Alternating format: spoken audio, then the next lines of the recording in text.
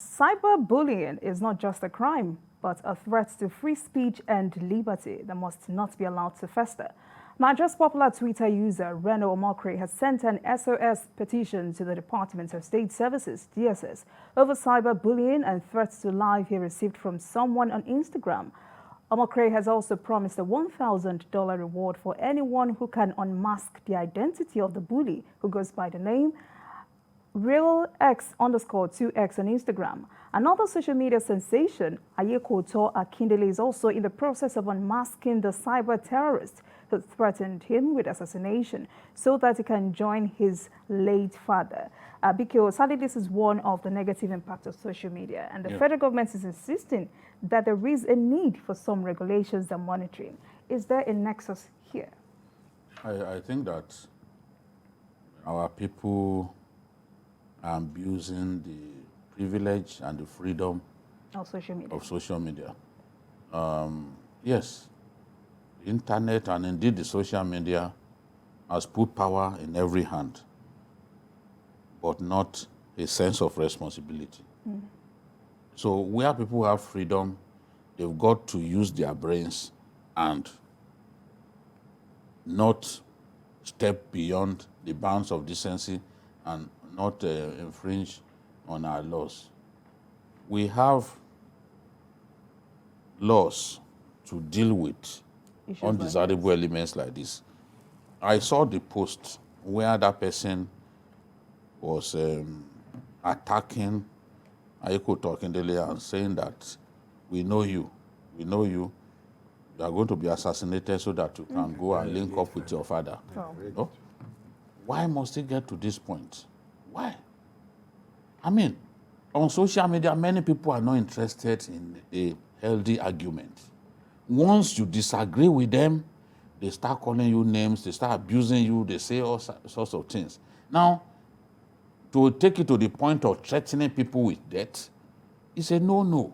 You can't threaten to assassinate someone because he disagreed with you or he doesn't support your own preferred candidate. In the case of Reno, what the fellow said was, look, I will go after your daughter. So where is it done? That even, assuming that it was even a sin, that the sin of the father will now be visited on the daughter. We are not in the biblical days when such a thing could be conceived and executed. So it's just terrible. The DSS, everyone who registers on social media will use his phone number. The DSS has to unmask the individuals harassing or threatening Ayekoto with death, threatening to kill Reno's daughter. That has to be done. We need to make examples out of stupid people on social media who will believe that they must take a life over mere arguments. Oh, you support Obi, I choose not to support him. Oh, you support Tinubu, I choose not to support Tinubu. Is that enough to take a life? Is that enough to even threaten someone with death? No, until we make examples of some of these guys, it will not stop. And I'm hoping that the DSS will wade in and do the needful. Now, talking about making an example out of these kinds of persons, Dari, who polices the social media? And how do we get these kinds of persons arrested to avoid such havoc like this? I know, like you just said, that there are laws. In spite of the inability of the National Assembly to enact a recent bill into law, that's merely to further safeguard the social media. I know there are laws, even within our existing constitution, there are laws guiding the social space, social media space.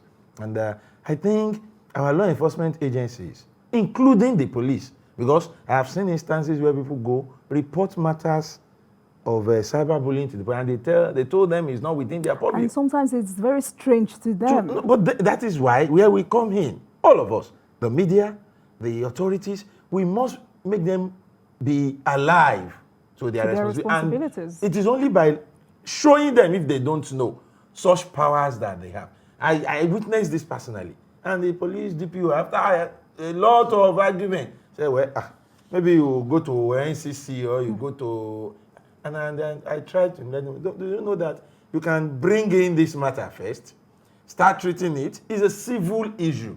It is when it gets to the point of prosecution, we can begin to look for the right agency or whatever. But for now, it's a civil matter that can lead to public issue and face-off. And talking about why people do it, I think people do it because nobody is actually punished. I tell you, I read Reynolds' own, it became personal to me. And how can you tell somebody who will send you to me, go and meet your late father? And you wrote that and you went home to go and sleep. But these things are not in the realms of impossibilities or Nollywood. They happen. I have a personal experience not too long ago. Because somebody in his own myopic imagination feels that whatever is published by my newspaper is actually given to them by me. So if my newspaper published a story that actually came from the party, one of the party headquarters, that this is the winner of our own primary election in this particular area. And the paper published it, it came out. But because I live within that constituency, and he knows I work with the paper, he went on social media and started threatening me that I supported that particular candidate they declared, and I worked against the multiple term ambition of a sitting lawmaker. So therefore, Dario Dufowoko is a traitor, and he must be dealt with. And he wrote that on social media. I intend to take such matters up because it's very recent. So you have this thing happening over and over again.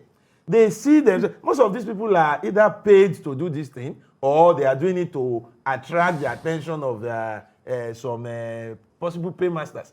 You don't make your opinion compulsory on others. They have to the point of threatening them. It's not acceptable. Thank you very much, Dario. Now let's...